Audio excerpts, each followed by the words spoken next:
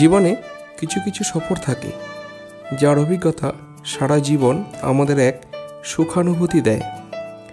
এমনই এক সফর আমার হয়েছিল অযোধ্যা যাবার সময়।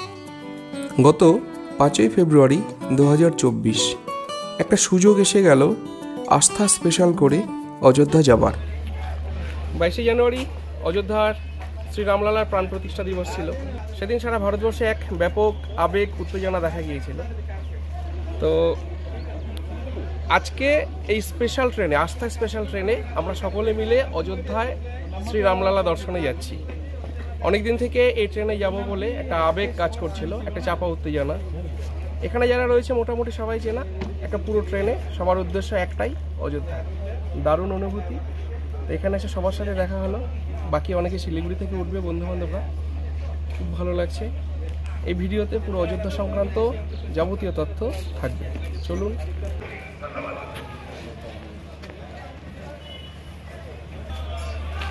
জয় শ্রীরাম, জয় শ্রীরাম, জয় জয় শ্রীরাম।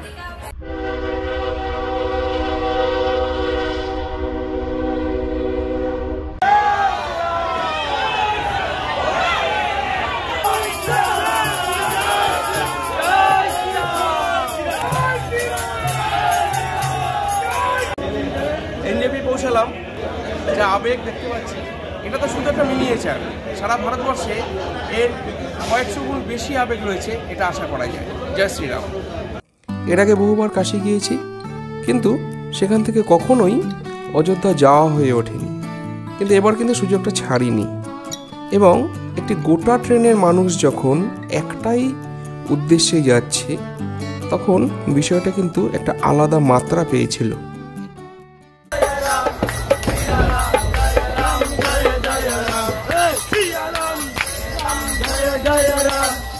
গোটা ট্রেনের লোকের উদ্দেশ্য ছিল অযোধ্যা।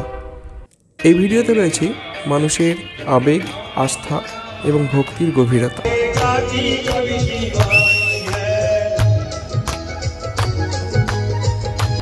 আমরা রাম ভক্তরা সবাই উত্তরবঙ্গ থেকে আস্থা স্পেশাল ট্রেনে অযোধ্যা ধামের দিকে যাত্রা শুরু করেছি। ট্রেনের পরিষেবা অত্যন্ত উন্নত মানের। আইআরসিটিসি খুব ভালো ব্যবস্থা করেছে। পুরো ট্রেন জুড়েই বিভিন্ন সময়ে বিভিন্ন দল কীর্তন করেই যাচ্ছিল।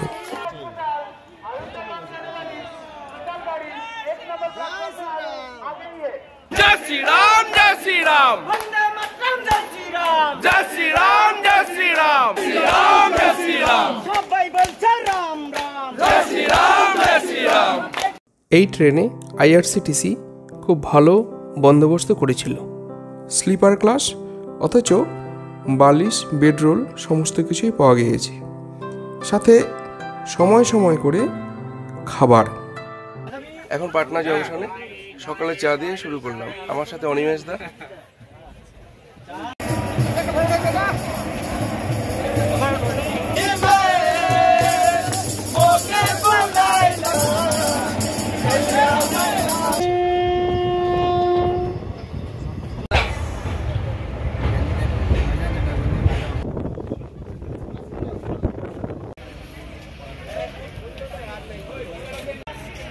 আমাদের যাত্রার একদম শেষ পর্ব। এখন আমরা আছি দর্শন নগরে। এর কিছুটা পরেই অযোধ্যা নগরী, আমাদের বহু প্রতীক্ষিত দর্শনের জায়গা। আর বেশি সময় নেই, গলা ভেঙে গেছে। কাল থেকে অনেক চেঁচামেচি করেছি। সব জায়গাতে সবার এত আবেগ, এত ভক্তি, এত আস্থা, এটা সত্যি অবাক করার মতো। এরপরের বাকি অংশটুকু কিন্তু অযোধ্যায় গিয়ে। এই গোটা ট্রেনে জার্নিটা ছিল অসাধারণ। 6ই ফেব্রুয়ারি বিকেল 5টায় আমরা অযোধ্যা নগরী পৌঁছে গেলাম। জয় শ্রীরাম, অযোধ্যার মাটিতে জয় শ্রীরাম, জয় জয় শ্রীরাম। মজার বিষয় ছিল, যেই সিটে করে আমি অযোধ্যা পৌঁছেছিলাম, সেই একই সিটে আমি ফেরতও এসেছিলাম, জলপাইগুড়ি রোড স্টেশন পর্যন্ত। জয় শ্রীরাম, জয় শ্রীরাম, জয় শ্রীরাম, জয় শ্রীরাম।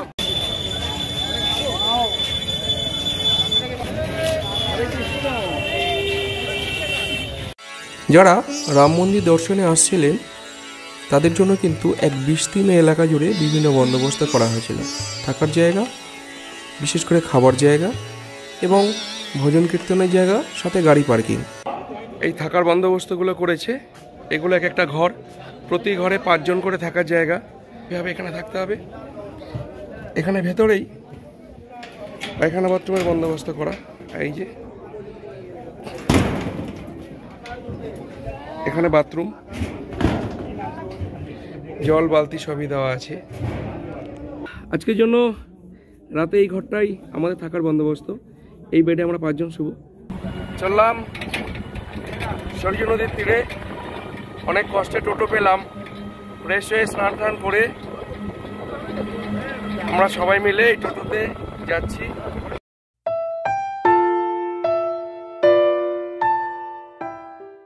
আমরা যাচ্ছি এখন সরজু নদীর ঘাটে।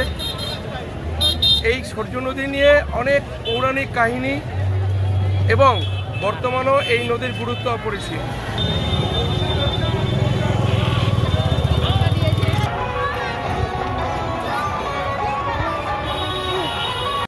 রাম মন্দির প্রতিষ্ঠাকে কেন্দ্র করে এ পর্যন্ত অযোধ্যা নগরীতে কিন্তু বহু পরিবর্তন করা হয়েছে, বিশেষ করে রাস্তাঘাট এবং তার সৌন্দর্যায়ন।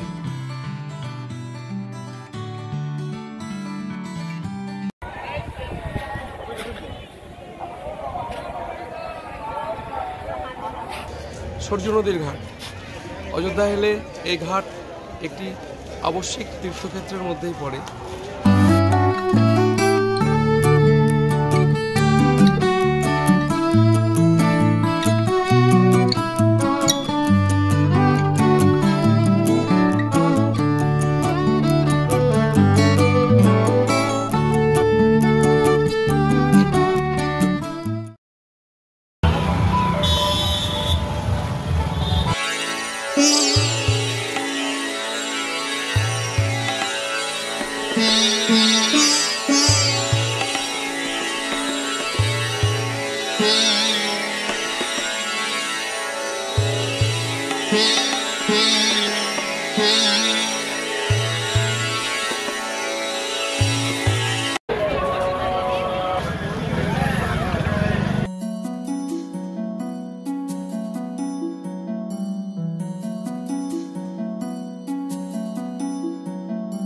প্রথম দিন সন্ধ্যাতেই হনুমানগড়ি মন্দিরে পুজো দেওয়া হয়ে গেল।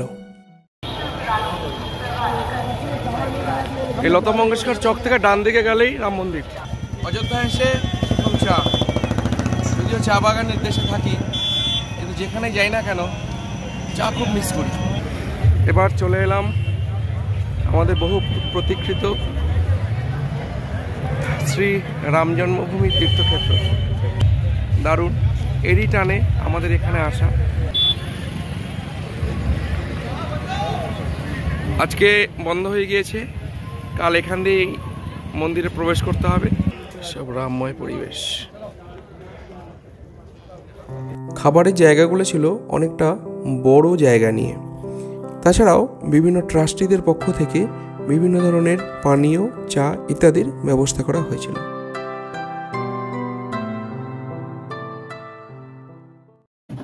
আজকের দিনের একদম লাস্ট পর্ব, আবার আগামীকাল সকালবেলা দেখা হবে। শুভরাত্রি।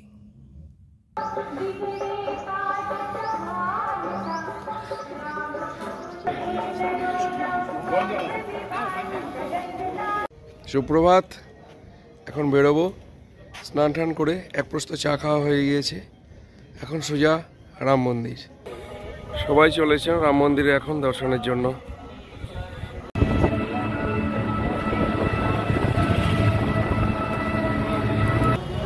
চলছি রাম মন্দিরের উদ্দেশ্যে। ভিড় দেখতেই পাচ্ছেন, এই ভিড় অনেক ভোরবেলা থেকেই ছিল। একদম রাম মন্দিরের সামনে আমরা চলে এলাম। কাল রাতে এসেছিলাম, বিশাল লম্বা লাইন আছে। এখন কাতারে কাতারে লোক ঢুকছে।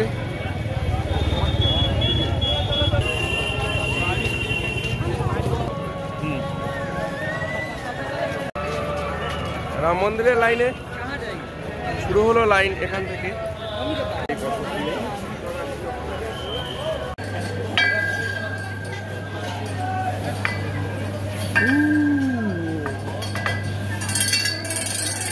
মোবাইল এই পর্যন্তই।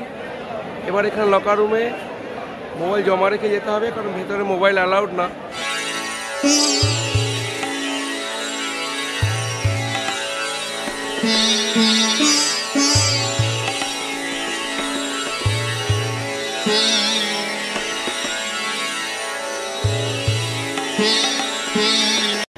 দর্শন হয়ে গেল।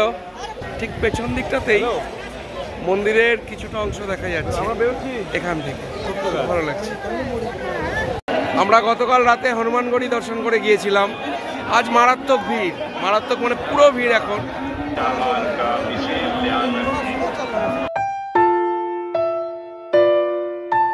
পরবর্তী গন্তব্য দশরথ মহল। সারা অযোধ্যা জুড়েই কিন্তু রামায়ণের সাথে জড়িত অনেক মন্দির এবং ভবন রয়েছে, তারই একটি দশরথ মহল।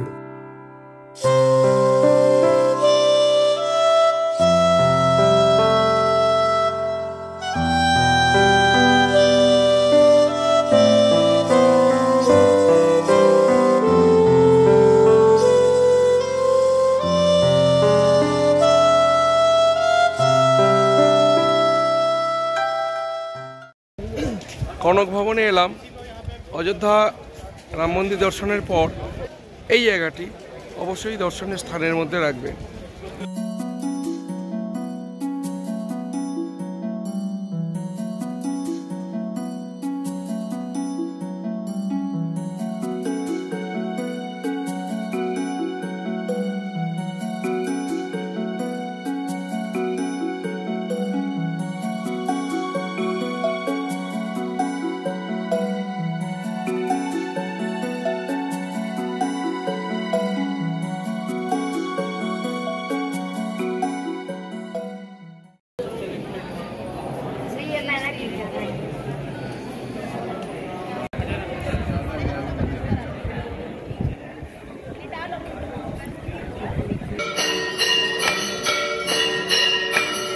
কনক ভবন এবং দশরথ মহল দর্শন করে আমি সোজা চলে গিয়েছিলাম গুপ্তার ঘাট, ফৈজাবাদ।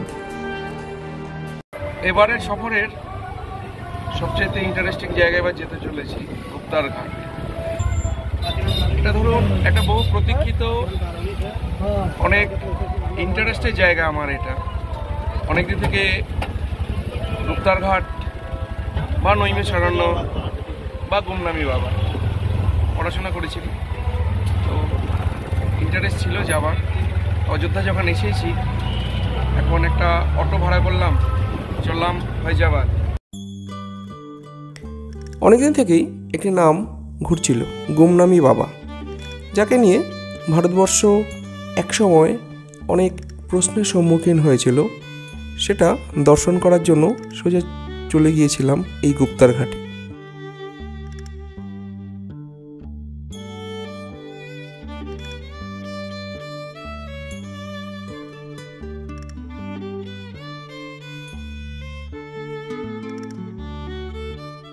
সেখানে সরজু নদী খুব সুন্দর, বিস্তীর্ণ এলাকায় অনেকটা সমুদ্র এবং তার চরের মতো লাগছিল, আর ছিল সাথে প্রচুর হাওয়া।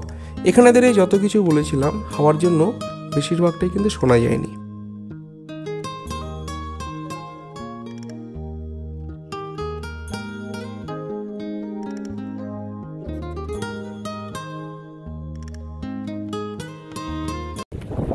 আমরা এখন গুপ্তার ঘাটে। গুপ্তার ঘাট সরজু নদীর তীরে একটি পবিত্র ঘাট। বলা হয় শ্রী রামচন্দ্র বৈকুণ্ঠে ফিরে যাওয়ার আগে তার জল সম্পদ ঘটেছিল। গুমনামি বাবার উদ্দেশ্যে যে বেদি নির্মাণ করা হয়েছিল সেটি দর্শন করে এলাম। 1985 সালের 18 সেপ্টেম্বর গুমনামি বাবাকে এখানে দাহ করা হয়েছিল। প্রশ্ন অনেক, উত্তরগুলো মোটেই সহজ নয়। অনেক প্রশ্ন, অনেক মিল, অনেক প্রশ্ন, কিন্তু কোনো উত্তর কিন্তু খুঁজে পাওয়া যায়নি। সেসব প্রশ্ন এখনও রয়ে গেছে, আগামী কতদিন চলবে জানা নেই। ইচ্ছে ছিল সেটি যারা রক্ষণাবেক্ষণ করছেন তাদের সাথে কিছুটা কথা বলার, কিন্তু সময়ের অভাবে সেটা কিন্তু হয়ে ওঠেনি। যদিও ফোন নাম্বার নিয়ে এসেছি, পরে কোনো এক সময় অবশ্যই আবার যাব। পেছনেই যে মন্দির শ্রী গুপ্তহরি, এবং শ্রীচক্রও লিখন, এবং এখানে শ্রীরামচন্দ্রের পায়ের ছাপ রয়েছে এই মন্দিরের ভেতরে পবিত্র স্থান।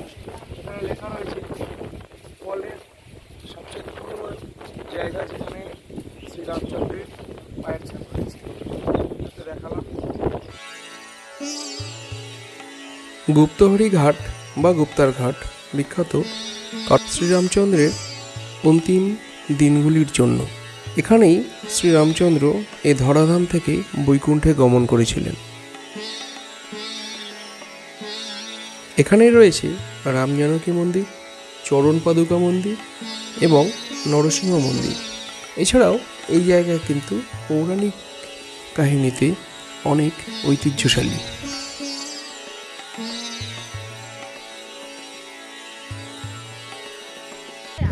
আবার আসবো, অবশ্যই আসবো। সময় থাকবো এখানে।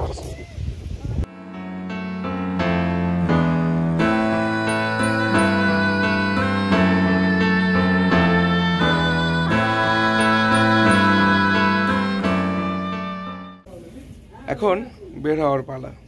একটা কথা, এলে অবশ্যই এত কম সময়ের জন্য না, সবচেয়ে কম হলেও 2 রাত্রি 3 দিন, 2টো দিন আপনাকে হাতে রাখতেই হবে। তার কারণ এখানে প্রচুর জায়গা রয়েছে, প্রচুর। আমি আগে কখনো আসিনি, এই প্রথম। বেরিয়ে পড়লাম। জার্নির লাস্ট ল্যাপ এটা, অর্থাৎ এখন ট্রেন ধরে বাড়ি যাওয়া। খুব ভালো কাটলো। সবচাইতে ভালো খাবার দাবার। লক্ষ লক্ষ লোককে প্রত্যেক দিন এত সিস্টেমেটিক্যালি খাওয়া দাওয়া করানো হচ্ছে এবং তার সাথে সমস্ত বন্দোবস্ত, এটা সত্যিই দারুণ।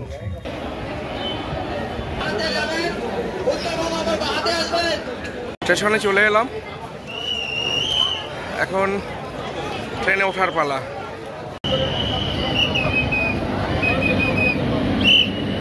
যাবার দিন যেই স্টেশনে ট্রেনটি থামছিল সেই স্টেশনেই পুণ্যার্থীরা নেমে ভজন কীর্তন করছিল।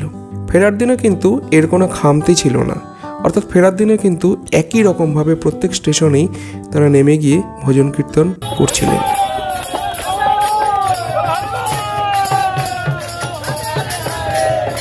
জার্নির এই কয়েকদিন এই দাদা এবং ভাইয়েরা কিন্তু খুব ভালো পরিষেবা দিয়ে গেছেন।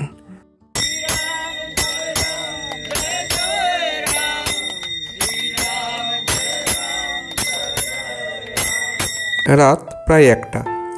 আমরা নেমে পড়লাম জলপাইগুড়ি রোড স্টেশনে। আমাদের এই সফর শেষ, কিন্তু সফর শেষ হলেও স্মৃতিটা কিন্তু রয়ে গেল।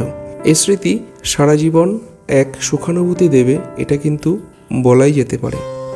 এখন বাড়ির উদ্দেশ্যে। এই পুরো ভিডিওটি যদি আপনার ভালো লেগে থাকে তাহলে অবশ্যই লাইক এবং কমেন্ট করবেন। আর যদি আপনি আমার ভিডিওতে প্রথম হয়ে থাকেন তাহলে অবশ্যই চ্যানেলটি সাবস্ক্রাইব করবেন। ভালো থাকবেন, সুস্থ থাকবেন। ধন্যবাদ।